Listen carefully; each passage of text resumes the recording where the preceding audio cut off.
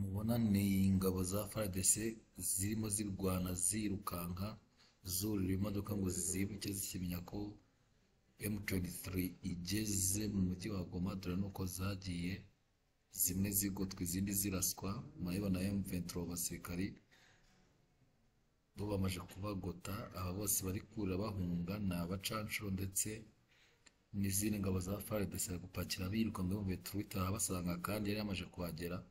Dore nuko buri ibimodoka baguruka. Dore bose nibo bari kuguruka bahunga ngo M23 itaba rasira urufaya muri Goma.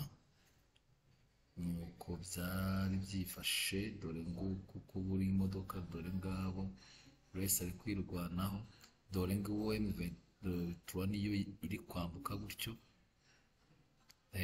gushaka kubagota ngo bafatire hagati batararenga umujyi wa Goma.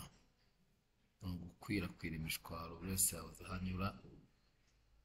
Umuturage we ntiwahamubona. Ntabwo byari byoroshye kabisa.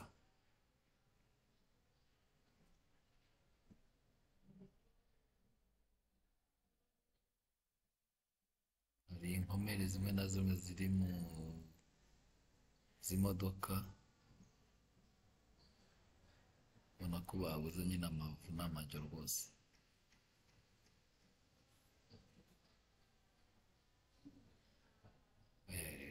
Iki nicyo bita urugamba sasa. Nuko ubundi urugamba iyo winangiye nyine rurangira tu.